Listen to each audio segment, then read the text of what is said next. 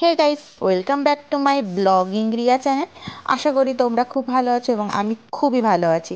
তো চলে এসেছি আজকে আরেকটি নতুন ভিডিও নিয়ে। তো চলো দেখতে থাকো, ভিডিওটা স্কিপ না করে পুরোটা দেখো, তাহলে তোমরা নিত্য নতুন অনেক কিছু জানতে পারবে এবং অনেক কিছু দেখতে পারবে। তো চলো। তো দেখতেই পাচ্ছ চলে এসেছি আলিপুর চিড়িয়াখানায়। তো এই চিড়িয়াখানা সম্বন্ধে তোমাদের কিছু তথ্য আমি তোমাদেরকে বলবো। তো তোমরা খুব ভালো মতোই জানো, এই চিড়িয়াখানা হচ্ছে আমাদের কলকাতায় একটি প্রধান পর্যটন কেন্দ্র। এখানে বিভিন্ন দেশ থেকেও মানুষ এখানে ঘুরতে আসে এবং এখানে তোমার টিকিট কত, সকাল থেকে কতক্ষণ খোলা থাকে, কখন কোথাকার টিকিট কতটা, তোমাদেরকে সবই এই ভিডিওর মধ্যে বলবো। তো চলো তোমরা দেখতে থাকো। তো ভিডিওটা স্কিপ করো না। তো তোমরা জানো 1876 সালে এই চিড়িয়াখানাটা প্রতিষ্ঠিত হয়। এর আয়তন 45 একরেরও বেশি। তো এই চিড়িয়াখানাটা কেন এত নামকরণ, মানে এত খ্যাতি অর্জন করলো, এটা কি তোমরা জানো? তো তোমরা অনেকে হয়তো জানো অ্যালডাব্রা দৈত্যাকার কচ্ছপ এখানে থাকতো। তো সেই কচ্ছপের আবাসস্থল ছিল যেহেতু এখানে, সেই জন্যে খ্যাতি অর্জন করেছিল এই চিড়িয়াখানা। যখন এই কচ্ছপটি মারা গেছিল তখন ওই কচ্ছপটির বয়স ছিল 250 বছরেরও বেশি। তাছাড়া এখানে কিছু বন্দি প্রজনন প্রকল্পও চালু হয়েছে।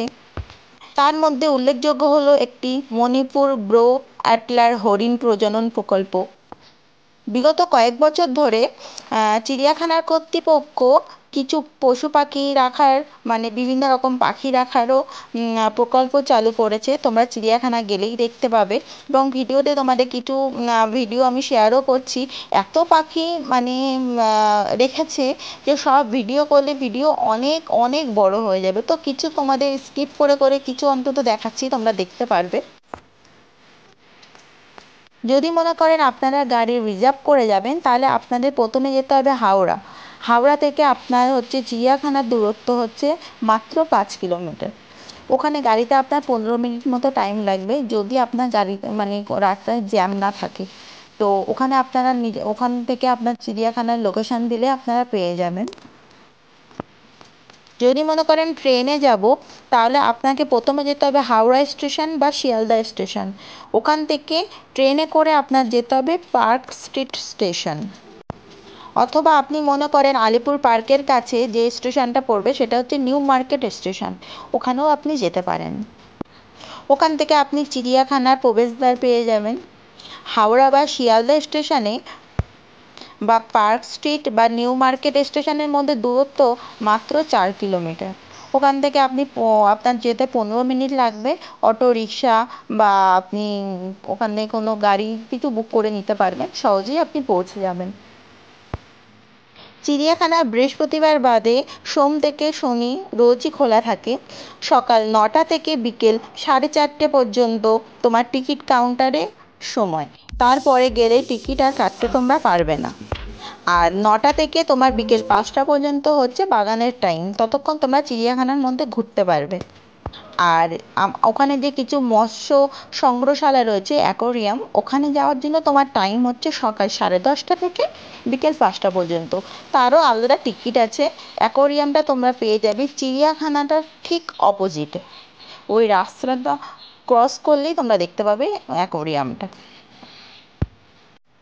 তো তোমরা এবার বলতে পারো টিকিট কতটা। তো তোমরা দেখবে ওখানে আলিপুর চিড়িয়াখানায় ঢোকার মুখেই লেখা থাকে কাদের টিকিট কতটা। তো তোমাদের বলে রাখছি, 5 বছরের মানে শিশুদের, মানে 5 বছরের নিচে তোমার শিশুদের খুব কম টিকিট, সামান্য 10 টাকা মূল্য। যদি তোমরা ছুটির দিন, মানে কোনো সরকারি মানে সরকারি ছুটির দিনে তোমরা যাও, তাহলে তাদের টিকিট তখন সেদিনকে বেড়ে যাবে, 30 টাকা করে হয়ে যাবে পার হেড। আর 5 বছরের ওপরে যেমন এই বড়দের জন্য টিকিট হচ্ছে প্রতিদিনের জন্য 25 টাকা করে।